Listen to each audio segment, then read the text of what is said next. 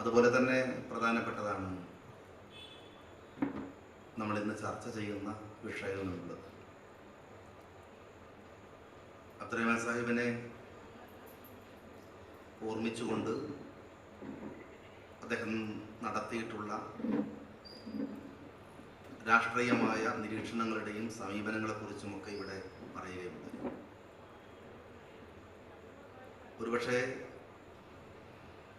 Kerala boss എന്ന് ഒരു ഭാഗത്ത് അദ്ദേഹത്തെ ഓർമ്മിപ്പിക്കുമ്പോൾ സുഭാഷ് ചന്ദ്രബോസിനെ പോലെയുള്ള ധീരതയും അത്രമേൽ ശക്തമായ വൈകാരികതയും വെച്ച് പുലർത്തിയിട്ടുള്ള ഒരാളായിരുന്നു അദ്ദേഹം. സ്വാതന്ത്ര്യ സമരത്തിലെ പങ്കാളിത്തം നിർവഹിക്കുന്ന സമയത്ത് തന്നെ ഞാൻ അദ്ദേഹത്തെ പഠിക്കാൻ ശ്രമിച്ചതും അദ്ദേഹത്തെ ഉൾക്കൊള്ളാൻ ശ്രമിച്ചതും മറ്റൊരു തലത്തിലാണ്. അദ്ദേഹത്തിൻ്റെ വൈകാരികമായിട്ടുള്ള വിക്ഷോഭങ്ങളൊക്കെ നമുക്കറിയാവുന്നതാണ്. രാജാജിയോട് അന്ന് ജയിച്ചു വന്ന അബ്ദുറഹിമാൻ സാഹിബിനെ നിങ്ങൾ എന്താണ് മന്ത്രിസഭയിൽ എടുക്കാത്തത് എന്ന് ചോദിക്കുമ്പോൾ രാജാജി പറയുന്ന ഒരു കാര്യമുണ്ട്. ഒരു നേതാവിൽ ഉണ്ടാവേണ്ടത് 10 ഗുണങ്ങളാണ്. അതിലൊരു ഗുണം അബ്ദുറഹിമാൻ സാഹിബിന് ഇല്ല എന്നാണ്. എന്താന്ന് ചോദിച്ചപ്പോൾ പറയുന്നത് അബ്ദുറഹിമാൻ സാഹിബ് എടുത്തുചാട്ടക്കാരനാണ്, വൈകാരികമായി പ്രതികരിക്കുന്ന ഒരാളാണ് എന്നാണ്. ഒരു മാപ്പിളത്തം ഉണ്ടായിരുന്നു അബ്ദുറഹിമാൻ സാഹിബിന്. മാപ്പിളയുടെ ഒരു വൈകാരികതയുമുണ്ട്. ആ വൈകാരികതയാണ് അദ്ദേഹത്തെ കോയ മുസ്ലിയാരെ ചവിട്ടി തള്ളിയിടുന്ന ഒരു സംഭവം പറയുന്നുണ്ട്. സുബൈ നമസ്കരിക്കാൻ കൃത്യസമയത്ത് പള്ളിയിലെത്തുന്ന അബ്ദുറഹിമാൻ സാഹിബ് ഉറങ്ങുന്ന കോയ മുസ്ലിയാരെ കാണുന്നത് ഒരൊറ്റ ചവിട്ടാണെന്നാണ്. കട്ടിലടക്കം കോയ മുസ്ലിയാർ പുറത്തേക്ക് തെറിച്ചു വീണുപോയി എന്നാണ്.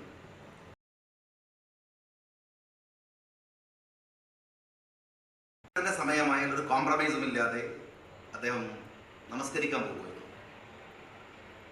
എനിക്ക് 2 പ്രശ്നങ്ങളാണ്. എന്തുകൊണ്ട് അബ്ദുറഹിമാൻ സാഹിബിൻ്റെ ഒരു അനുയായി വൃന്ദം അങ്ങനെ വലുതായി കേരളത്തിൽ വന്നുപോയില്ല എന്ന് എനിക്ക് തോന്നുന്നതിന് 2 കാരണമുണ്ട്.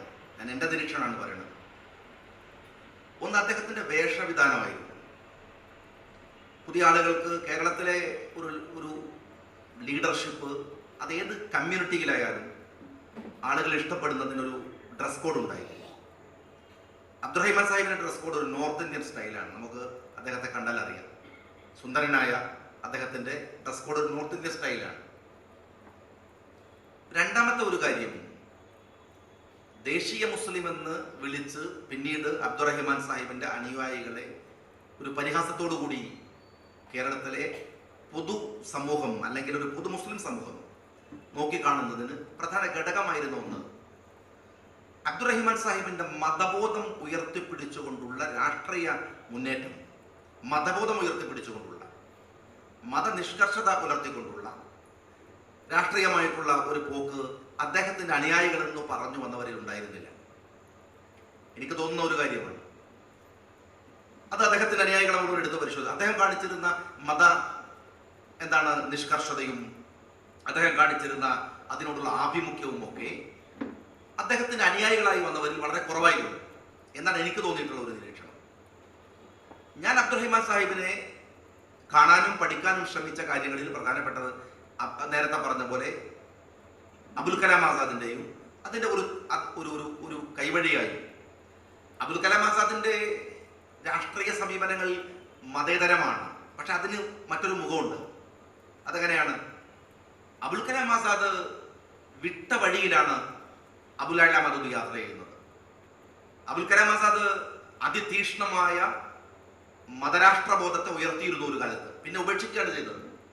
അദ്ദേഹം പൂർണ്ണമായി മതേതരവാദിയായി അങ്ങനെ തന്നെ തുടർന്ന ഒരാളായിരുന്നില്ല. അതിലേക്ക് തിരിച്ചു വരികയാണ് ചെയ്തത്. തിരിച്ചു വരുന്നിടത്ത് അദ്ദേഹം പറയുന്ന ഒരു കാര്യമുണ്ട്. വിശുദ്ധ ഖുർആനിന് തഫ്സീർ എഴുതിയിട്ടുള്ള അബുൽ കലാം ആസാദ് ഖുർആൻ ഉമ്മുൽ ഖുർആൻ എന്ന് വിശേഷിപ്പിക്കുന്ന ഫാത്തിഹ സൂറത്തിന് മാത്രം 200 പേജിലേറെയുള്ള വ്യാഖ്യാനമാണ് അബുൽ കലാം ആസാദ് എഴുതിയിട്ടുള്ളത്. അത്ര വലിയ മഹാപണ്ഡിതനായിരുന്നു അദ്ദേഹം. അദ്ദേഹം പിന്നീട് പറയുന്നത് ഖുർആന്റെ വെളിച്ചം എന്നിൽ വീശാനുള്ള സമയം ഇത്തിരി വൈകിപ്പോയി, അതുകൊണ്ടാണ് ഞാൻ മതരാഷ്ട്രവാദത്തിന്റെ പിടിയിൽ നിന്ന് അത്രയും നേരത്തെ മോചിതമാകാതെ പോയത് എന്നാണ്. അബുൽ കലാം ആസാദ് ഉപേക്ഷിച്ച വഴിയിലാണ് പിന്നെ മൗദൂദി നടന്നത്. ഹസനുൽ ബന്നയുടെ സയ്യിദ് ഖുതുബിന്റെ ഒക്കെ വഴിയിലേക്ക് പിന്നീട് മൗദൂദി പോകുന്നത് അങ്ങനെയാണ്. അബുൽ കലാം ആസാദ് സ്വീകരിച്ചിട്ടുള്ള അദ്ദേഹത്തിന്റെ തികഞ്ഞ മതവിശ്വാസം, എന്നാൽ ദേശസ്നേഹിയായിട്ടുള്ള ഒരാൾ. അതേപോലെയായിരുന്നു അബ്ദുറഹിമാൻ സാഹിബ്. ഇവിടെ ഒരു പ്രശ്നമുണ്ട്. നമ്മുടെ നാട്ടിൽ മതേതരം ആവുക എന്നത്, ഒരു നല്ല മതേതരനായ ഒരു മുസ്ലിം ആരായിരിക്കണം? എന്താണ് അതിനെക്കുറിച്ചൊരു കാഴ്ചപ്പാട്? കൊന്ന പള്ളി കയറരുത്, നമസ്കരിക്കരുത്, മുസ്ലിങ്ങളുടെ ആചാരാനുഷ്ഠാനങ്ങളൊന്നും പാടില്ല എന്ന പേരുകൊണ്ട് മുസ്ലിമായി നിൽക്കണം എന്നതാണ് ഒരു കൺസെപ്റ്റ്. അത് വ്യാപകമാണ്, പലർക്കും ഇഷ്ടം അങ്ങനെയാണ്. അതിനെ പ്രചരിപ്പിക്കാനാണ് എല്ലാവർക്കും താല്പര്യം. ഇവിടെ വ്യത്യസ്തനാകുകയാണ് മുഹമ്മദ് അബ്ദുറഹിമാൻ സാഹിബ്, അബുൽ കലാം ആസാദ് തുടങ്ങിയവർ. തികഞ്ഞും നിറഞ്ഞു നിൽക്കുന്ന മതനിഷ്ഠയുള്ള, അതിലൊരു കോംപ്രമൈസും ഇല്ലാത്ത, മതത്തിനകത്തുള്ളവരോട് മതപരമായ നിഷ്കർഷതയ്ക്ക് വേണ്ടി പൊരുതുമ്പോൾ തന്നെ അവരെ രാജ്യത്തിന്റെ മുഖ്യധാരയിൽ മതേതരവാദികളാക്കി നിർത്താൻ കഴിയുന്ന ഒരു ശക്തി ഉണ്ടായിരുന്നു അബ്ദുറഹിമാൻ സാഹിബിന്. അത് അദ്ദേഹത്തിന്റെ ജീവിതത്തിൽ മുഴുവൻ നോക്കിയാൽ നമുക്ക് കാണാൻ കഴിയുന്ന ഒന്നാണ്. പുതിയ കാലത്തിന് മാതൃക അബ്ദുറഹിമാൻ സാഹിബ് ആവുന്നത് അങ്ങനെയാണ് എന്ന് ഞാൻ വിചാരിക്കുന്നു. മതബോധമില്ല. ആ മതബോധമില്ലാത്തതാണ് ഇവിടെയുള്ള മഹാഭൂരിപക്ഷം വരുന്ന മതത്തിന്റെ അനുയായികൾ എന്ന് തോന്നിപ്പിക്കുന്നവർ കാണിക്കുന്ന തോന്നിവാസങ്ങൾ. കൃത്യമായിട്ട് പറഞ്ഞാൽ വലിയ മതത്തിന്റെ ആളുകളാണ്, ഒന്നിനും കോംപ്രമൈസ് ഇല്ല. ഇന്ത്യ പോലും എന്താണ് ഹറാമാണ്, ഇന്ത്യയിലെ വായു ശ്വസിക്കാൻ പാടില്ല, ഇന്ത്യയിൽ ജീവിക്കാൻ പാടില്ല, ഇന്ത്യയുടെ സെക്യുലാരിസം, ഡെമോക്രസി, സോഷ്യലിസം ഇതൊക്കെയും അനിസ്ലാമികമാണ്. ഇസ്ലാമികമായ ഒരു രാഷ്ട്രം ഉണ്ടാകുന്നവരെ വിശ്രമിക്കരുത്, അൽ ജിഹാദു ഫീ സബീലില്ല എന്നൊക്കെ പറഞ്ഞിട്ട് ഖുർആനിലെ 100,000 ആയത്തുകൾ എടുത്ത് ഉദ്ധരിച്ച് എങ്ങനെ ആളുകളെ അവരെ വിജൃംഭിപ്പിക്കുന്ന ആളുകളുണ്ട്. അവരൊക്കെയും യഥാർത്ഥ ഇസ്ലാമിന്റെ സത്ത. ഇപ്പൊ IS വലിയ ഉദാഹരണമാണ്. ഇപ്പൊ അതാണല്ലോ ഒരു വലിയ ചർച്ചയാവുന്നത്. IS-നെ കുറിച്ച് യൂട്യൂബിൽ വരുന്ന ഒരു സംഭവം ഞാൻ പലപ്പോഴും പറയാറുണ്ട്. യൂറോപ്പിലെ ഒരു യാത്രാമധ്യേ 9 പേരെ കൊന്നൊടുക്കിയ ഒരു സംഭവം ഉണ്ട് IS-ന്റെ. അതിങ്ങനെ പോകുന്ന വഴിയിൽ ഒരു ബാരിക്കേഡ് കെട്ടി ആളുകളെ നോക്കുകയാണ്, ചോദിക്കുകയാണ്, എന്താ പേര്? മുഹമ്മദ്, പോയിക്കോ എന്ന് പറയും. എന്താ പേര്? ഇസ്മായിൽ, പോയിക്കോ എന്ന് പറയും. എന്താ പേര്? ജോർജ്, കൊന്നുകളയും. എന്താണ് പേര്? ജോസഫ്, കൊന്നുകളയും. 9 പേരെ കൊന്നു. അവിടെ ഒരു ജോർജ് എന്ന് പറയുന്ന ഒരാൾ തന്റെ ഭാര്യയും ഒരു കൊച്ചു കുഞ്ഞിനെയും കൊണ്ട് അതുവഴി വന്ന് പെടുന്നുണ്ട്.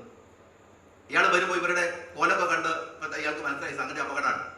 ബാരിക്കേഡ് വെച്ച് ചോദിച്ചു, എന്താ പേര്? അയാൾ കള്ളം പറഞ്ഞു, എന്റെ പേര് മുഹമ്മദാണ്. പോയിക്കോന്ന് പറഞ്ഞു. പോയിക്കൊന്ന് പറയുന്ന സമയത്താണ് ഇദ്ദേഹത്തിന്റെ ഭാര്യയുടെ വേഷം ഇയാളൊന്ന് ശ്രദ്ധിക്കുന്നത്. നിർത്തി ചോദിച്ചു, മുസ്ലിമാണോ? അയാൾ പറഞ്ഞു അതെ. എന്നാൽ വിശുദ്ധ ഖുർആനിലെ ഒരു 2-3 ആയത്തോതി. അയാൾ പെട്ടല്ലോ. അയാൾ ഇംഗ്ലീഷിൽ മത്തായി സുവിശേഷത്തിലെ 3-4 വാചകം പറഞ്ഞു കൊടുത്തു. ഒരു പറഞ്ഞു അൽഹംദുലില്ലാ, പോയിക്കോ, വിട്ടു. കുറെ ദൂരെ യാത്ര ചെയ്തിട്ട് ഈ ഭാര്യ ഇയാളോട് ഈ വിഭ്രാന്തിയൊക്കെ മാറിയപ്പോൾ ചോദിക്കുന്നുണ്ട്, അല്ല നിങ്ങൾ എന്തൊരു കുഴപ്പം പിടിച്ച ഭർത്താനെ പണിയെ ചെയ്തത്? അവരെങ്ങാനും അത് തിരിച്ചറിഞ്ഞില്ല, നമ്മളെ പണി അപ്പം തീരുമായിരുന്നു. ജോർജ് പറയുന്നുണ്ട്, എടി ഒരു തവണയെങ്കിലും അവർ ഖുർആൻ നേരെ വായിച്ചിട്ടുണ്ടെങ്കിൽ അവർ ഇതാദ്യം തെമ്മാടിത്തരം ചെയ്യാതിരുന്നില്ല എന്നാണ്. അതാണ് അതിനകത്തുള്ള അതിന്റെ ക്ലൈമാക്സ്. അതാണ് ഒരു തവണ വായിച്ചിരുന്നെങ്കിൽ. അതാണ് അവിടെയാണ് ഇവിടെ ഇസ്ലാം എന്ന് പറഞ്ഞു വരുന്ന ഈ ആളുകൾ മുഴുവൻ ഇതറിയാത്തവരാണ്. ഇസ്ലാമിന്റെ ഏറ്റവും വലിയ ശത്രുക്കൾ ഞാൻ പറയുന്നത്, നേരത്തെ ഇവിടെ അധ്യക്ഷനടക്കം പറഞ്ഞിരുന്നത് പോലെ ഇസ്ലാമിന് പുറത്തുള്ള RSS-ഉം അതുപോലെ തന്നെ ബജ്റംഗ്ദളും അതുപോലെ തന്നെ ഇസ്ലാമിനെ തകർക്കാൻ വരുന്ന സാമ്രാജ്യത്വവാദികളെക്കാൾ വലിയ ശത്രുക്കൾ എന്ന് പറയുന്നത് വിശുദ്ധ ഖുർആനിനെ വക്രീകരിക്കുന്ന ഇസ്ലാമിസ്റ്റുകളെ ആയിട്ടുള്ള മതരാഷ്ട്രവാദികളാണ് എന്ന് ഞാൻ ഉറപ്പിച്ചു പറയും. അവരാണ് ഇന്ന് ലോകത്തിലെ ഇസ്ലാമിന്റെ ശത്രുക്കൾ. ഫ്രാൻസിൽ ഒരു പള്ളി പാടില്ല എന്ന് പുതിയ നിയമം വരെയുണ്ട്. അമേരിക്കയിൽ പള്ളികൾ ക്രിസ്ത്യൻ എന്താണ് എനിക്ക് ആഫീസ് സാറും ഒക്കെ ഇരിക്കുന്ന ഒരു സദസ്സിൽ വെച്ച് ഒരാൾ അമേരിക്കയിൽ നിന്നുള്ള ഒരാൾ പറഞ്ഞ ഒരു പ്രസംഗം ഏതാണെന്ന് എനിക്ക് ഓർമ്മയില്ല, ടാഗോറിൽ വെച്ച് പറഞ്ഞ എനിക്ക് ഓർമ്മയില്ല. അവിടുത്തെ ക്രിസ്ത്യൻ ചർച്ചുകൾ അധികവും സൺഡേ ആണ് ഉപയോഗിക്കുക.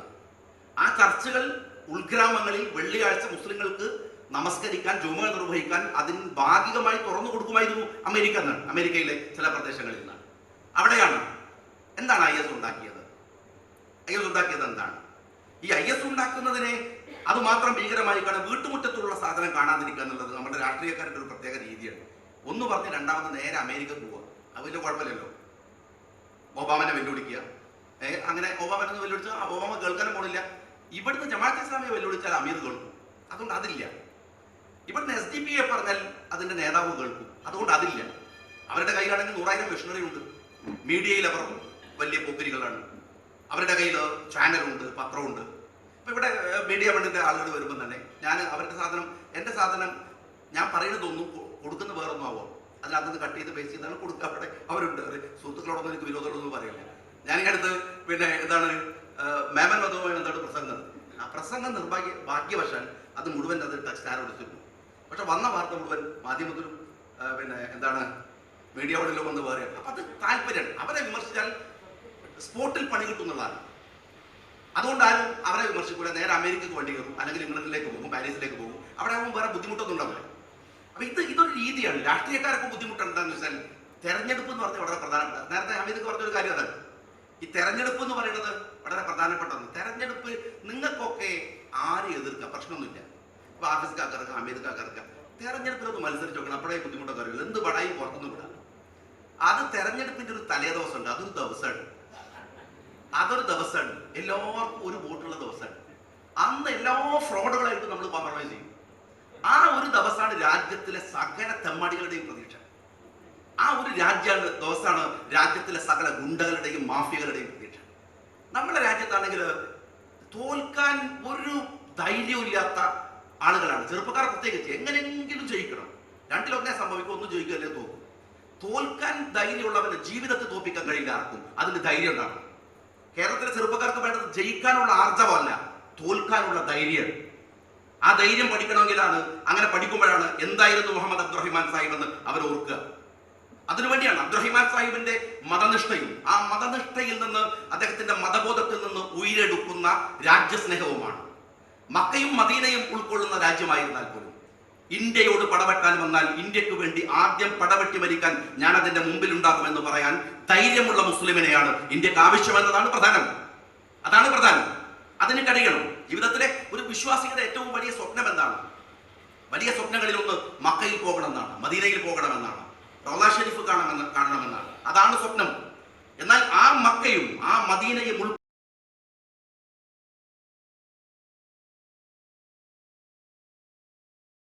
ഉൾക്കൊള്ളുന്ന സൗദി അറേബ്യ ഇന്ത്യയോട് പടവെട്ടാൻ വന്നാൽ ഇന്ത്യക്ക് വേണ്ടി പടവെട്ടി മരിക്കാനുള്ള ആർജവവും ഈമാനും അവനുള്ളപ്പോൾ മാത്രമാണ് അവനൊരു യഥാർത്ഥ വിശ്വാസിയാവും.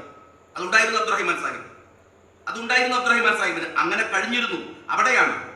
ഇവിടെ എന്താന്ന് വെച്ചാൽ ഇപ്പോ അങ്ങനെ ഒരു മതത്തിന്റെ ഭാഗമായി നിന്നുകൊണ്ട് മതനിരപേക്ഷതയ്ക്ക് വേണ്ടി ശബ്ദിക്കുമ്പോൾ അതിനെ വേറെ തലത്തിൽ കാണുക. ഇവിടെ വരുന്നത് ഇപ്പൊ നിങ്ങൾ ആലോചിച്ച് നോക്ക്, കേരളത്തില് ഡയറക്റ്റ് ആയിട്ട് മതതീവ്രവാദം വരുന്ന ആരും വിചാരിക്കണ്ട. കാരണം കേരളത്തിലെ ആളുകൾ വലിയ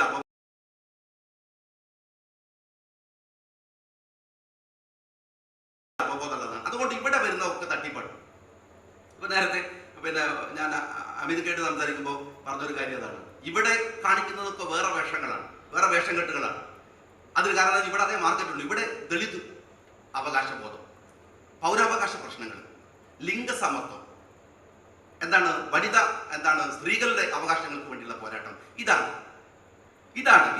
ഇവിടുത്തെ മതതീവ്രവാദികൾ ഇവിടെ സ്വീകരിക്കുന്ന ഒരു മാർഗം. നേരെ ചൊവ്വെ വിളിച്ചിട്ട് അവർ ജിഹാദൊന്നും പറയില്ല. അത് പറഞ്ഞിട്ട് രക്ഷപ്പെടില്ല. ഇന്ത്യയുടെ മോചനം ഇസ്ലാമിലൂടെ എന്ന് വിളിച്ച സിമിയുടെ മുദ്രാവാക്യം തെറ്റായിരുന്നു എന്ന് പറയുന്ന ഒരു സിമിക്കാരനും, മുൻകാല സിമിക്കാരനും ഇന്ന് SDPIയിലും ഇല്ല, ജമാഅത്തെ ഇസ്ലാമിയിലും ഇല്ല. അപ്പൊ അവരുടെ മനസ്സിലതുണ്ട്. ആ മുദ്രാവാക്യം ചുമരുകളിൽ നിന്ന് മായ്ച്ചു കളഞ്ഞിട്ടുണ്ടാകാം, അത് എഴുതിയ സംഘടന തിരിച്ചുവിട്ടിട്ടുണ്ടാകാം. പക്ഷെ ആ മുദ്രാവാക്യം അവരുടെ മനസ്സിലുണ്ട്. അത് നേരെ ചൊവ്വ പറയാൻ കഴിയില്ല. പറയാൻ കഴിയുന്ന മാർഗങ്ങൾ, പുതിയ മാർഗങ്ങൾ പരിശോധിക്കണം. ഇവിടെയാണ് എന്നെ ഒരുപക്ഷെ മുഹമ്മദ് അബ്ദുറഹിമാൻ സാഹിബ് അദ്ദേഹം പറഞ്ഞ ഒരുപാട് കാര്യങ്ങൾ. ഇപ്പൊ നേരത്തെ ആഫീസ്ക പറഞ്ഞ ഒരു കാര്യമുണ്ട്. അദ്ദേഹം നടത്തിയ പ്രസംഗം അലി മുസ്ലിയാരോട് അന്നത്തെ മലബാർ കലാപത്തിന്റെ രണമൊഴുകുന്ന ഭൂമിയിൽ നിന്ന് അദ്ദേഹം പറഞ്ഞ ഒരു കാര്യമുണ്ട്. നിങ്ങളുടെ മക്കൾ അവർ സുരക്ഷിതമാകുമോ നാളെ നിങ്ങളുടെ ഈ വൈകാരിക പ്രകടനം കൊണ്ട് എന്ന ചോദ്യമുണ്ട്. അതുപോലെ ചോദിക്കാൻ ഇന്ന് ആർക്കാണ് കേരളത്തിൽ കഴിയുക? നിങ്ങൾ ഓർത്തു നോക്ക്. കലാപങ്ങൾ നടന്ന മാറാടാവട്ടെ, പുന്നാടാവട്ടെ, കേരളത്തിലെ തെരുവുകളിൽ വർഗീയ കലാപങ്ങൾ ഉണ്ടാക്കിയ ചുരുക്കം പ്രദേശങ്ങളായിരിക്കാം. അവിടങ്ങളിലൊക്കെ നിങ്ങൾ പോയി നോക്ക്. ആരാണ് ഈ അമ്മ മകന്മാരുടെ മാനം കാക്കാൻ, അവർക്ക് വീടുകൾക്ക് സംരക്ഷണം കൊടുക്കാൻ ഈ പോക്രിത്തരം കാണിച്ച ഒരു ഗുണ്ടയുണ്ടായിരുന്നില്ല, ഒരു പീഡിയുണ്ടായിരുന്നില്ല, ആരുണ്ടായിരുന്നില്ല. എല്ലാവരും മാറി നിൽക്കുക. കലാപം ഉണ്ടാക്കി തീ കൊളുത്തി അവർ രക്ഷപ്പെടുകയാണ്. അവരവരുടെ വഴിക്ക് ഓടിപ്പോയി. ഞാൻ പോയിട്ടുണ്ട് പുന്നാട്. ഞാൻ പോയി കണ്ടിട്ടുണ്ട് മാറാട് ഇവിടങ്ങളിലൊക്കെ പ്രദേശങ്ങളിൽ ദുരന്തം അനുഭവിക്കാൻ ഈ പാവങ്ങൾ മാത്രം ഉണ്ടാകുമായിരുന്നു.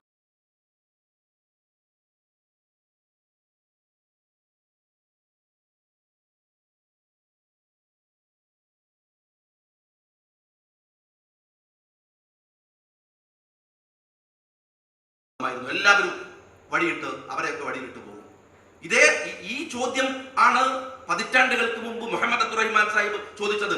നിങ്ങൾ ഇതിന്റെ കോൺസിക്വൻസിനെ കുറിച്ച് നിങ്ങൾക്ക് ബോധ്യമുണ്ടോ? എന്തെല്ലാം സംഭവിക്കുമെന്ന്, നിങ്ങൾ എന്തുമാത്രം അബദ്ധമാണ് ചെയ്യുന്നത് എന്ന് സമുദായത്തിന്റെ മുഖത്ത് നോക്കി ആർജവത്തോടെ ചോദിക്കാൻ മുഹമ്മദ് അബ്ദുറഹിമാൻ സാഹിബുമാർ ഇല്ലാതെ പോകുന്നതാണ് പുതിയ കാലത്തിന്റെ വേദന എന്ന് ഞാൻ വിചാരിക്കുന്നു. അങ്ങനെ ചോദിക്കാൻ കഴിയണം, അതിന് കഴിയണം.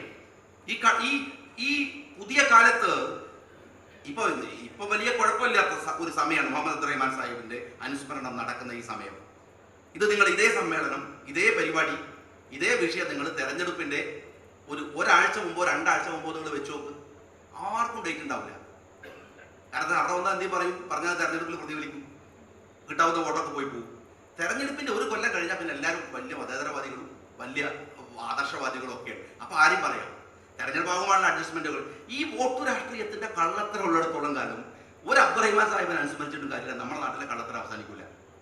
ഇവിടെ ഞാൻ പറയുന്നത്, ധൈര്യസമേതം മതവർഗീയവാദികളെ നിരാകരിക്കാൻ കഴിയുന്ന നട്ടല് അത് അബ്ദുറഹിമാൻ സാഹിബിനെ ഓർക്കുന്ന ചെറുപ്പക്കാരന് ഉണ്ടാവുകയാണ് വേണ്ടത്. അതിന് കഴിയണം. നല്ല വിശ്വാസിയായി നിന്നുകൊണ്ട് എന്തുകൊണ്ട് അവനതിന് കഴിയുന്നില്ല? നല്ല വിശ്വാസിയായി, ഞാനൊരു മുസ്ലിം എന്ന് പറഞ്ഞുകൊണ്ട്, ഞാനൊരു വിശ്വാസിയാണെന്ന് പറഞ്ഞുകൊണ്ട്, പള്ളിയുടെ അകത്ത് കയറി നിന്ന് പറഞ്ഞുകൊണ്ട്, എന്തുകൊണ്ട് ഈ മതനിരാസത്തെ എതിർക്കാൻ, ഈ മതവർഗീയവാദത്തെ എതിർക്കാൻ? അത് മതനിരാസം തന്നെയാണ്, മതത്തെ വക്രീകരിക്കുകയാണ്. ഖുർആനിലുള്ള നിരവധി ആശയധാരികൾ ഖുർആനകത്തുണ്ട്. അത് ആരും തടുക്കാനൊന്നും കഴിയില്ല. കാരണം അന്തിമമായി ഖുർആനിനെ വിശദീകരിക്കുന്നിടത്ത് അന്തിമമായി വിധി പറയാൻ പ്രവാചകനൊന്നുമില്ല. പക്ഷെ ഇവിടെ ലാ ഇലാഹ ഇല്ലല്ലാഹയുടെ ഒരു നിഷേധത്തിന്റെ കരുത്ത് വിശ്വാസികളുടെ അകത്ത് വരിക എന്നുള്ളൊരു കാര്യമുണ്ട്. ലാ എന്ന് പറഞ്ഞിട്ടാണ് ആ വിശ്വാസം ആരംഭിക്കുന്നത്. ലാ, ലോകത്തൊരു മതം അങ്ങനെ ആരംഭിക്കണില്ല. ലാ ഇല്ല, ഇല്ലല്ലാ, അല്ലാഹു അല്ലാതെ എന്നാണ്. അങ്ങനെയാണ് മുഹമ്മദ് റസൂലുള്ളാഹ്. അങ്ങനെയാണ്. ആ ഒരു കരുത്ത് ആർജിക്കാതെ അത് ലഭിക്കാത്ത പോകുന്നവരാണ് ഇവിടെയൊക്കെ ഇത്തരം മതവർഗീയവാദികളുടെ കൂടെ നിന്ന് കോംപ്രമൈസ് ചെയ്യുന്നത്. ഇതിന് വിളിച്ചു കൊണ്ടുവരാൻ നമ്മുടെ നാട്ടിൽ സാഹിത്യകാരന്മാര്, സാംസ്കാരിക നായകന്മാരെന്നൊക്കെ പറഞ്ഞാൽ നമുക്ക് ഏകദേശം എല്ലാവരെ കുറിച്ചും നല്ല ധാരണയാണ്. കാരണം രാഷ്ട്രീയക്കാരെന്നുള്ള എനിക്ക് നന്നായിട്ട് അറിയാം. ഓരോരുത്തന്മാര് അവാർഡിനും ഏർപ്പാടിനൊക്കെ വേണ്ടിയിട്ട് ഒരു കഥ പാഠപുസ്തകത്തിൽ ചേർത്താൻ വേണ്ടിയിട്ടൊക്കെ വന്നിട്ട് കരീണ കാണുമ്പോൾ നമുക്ക് സങ്കടം തോന്നിപ്പോകും. ഇവരെ കാണല്ലോ നമ്മൾ സാംസ്കാരിക നായകൻ വിചാരിച്ചിട്ട് ബഹുമാനിച്ചു പോയത് എന്ന് ചിലപ്പോൾ പുച്ഛത്തോടെ തോന്നിപ്പോകും. ആജാതി വിലക്ക് വാങ്ങാൻ കഴിയുന്ന കുറെ ആളുകൾ നമ്മുടെ നാട്ടിലുണ്ട്. അവരെ വിലക്ക് വാങ്ങുക, എന്നിട്ട് പുതിയ പരിവേഷം. എന്താണിത് സംഭവം? എന്താണ് ഇവരുടെ ദളിത് പോരാട്ടം, മറ്റെന്തൊക്കെ പറഞ്ഞാലും ഭയങ്കര സംഭവമാണ്. ഇവരുടെ സ്ത്രീകൾക്ക് വേണ്ടിയുള്ള വാദം വളരെ വലിയ സംഭവമാണ് എന്ന് പറഞ്ഞ് മഹത്വവൽക്കരിക്കുക. ഈ പുതിയ കാലത്ത് വരുന്ന ഈ മതതീവ്രവാദം കടന്നു വരുന്ന വഴികളെ കുറിച്ച് കേരളത്തെ ഒരു രാഷ്ട്രീയ പാർട്ടിയും വേണ്ട വിധത്തിൽ ജാഗ്രത പാലിക്കുന്നില്ല എന്ന് വിചാരിക്കുന്ന ഒരാളാണ് ഞാൻ. ഒരു സൂക്ഷ്മതയും കാണിക്കുന്നില്ല. തെരഞ്ഞെടുപ്പിൽ ജയിച്ചു വരാനുള്ള 2-3 നമ്പറുകൾക്കപ്പുറത്ത് അതിനപ്പുറമുള്ള കാര്യഗൗരവത്തോടുകൂടി മതവർഗീയവാദത്തെ, ഭീകരവാദത്തെ, തീവ്രവാദത്തെ ചെറുത്തു തോൽപ്പിക്കാൻ കഴിയുന്ന ആർജവം രാഷ്ട്രീയ പാർട്ടികൾ കാണിക്കുന്നില്ല. വോട്ട് എന്ന് പറയുന്ന മാസ്മരികമായ വലയത്തിലാണ് രാഷ്ട്രീയ പാർട്ടികൾ മുഴുവനുള്ളത്.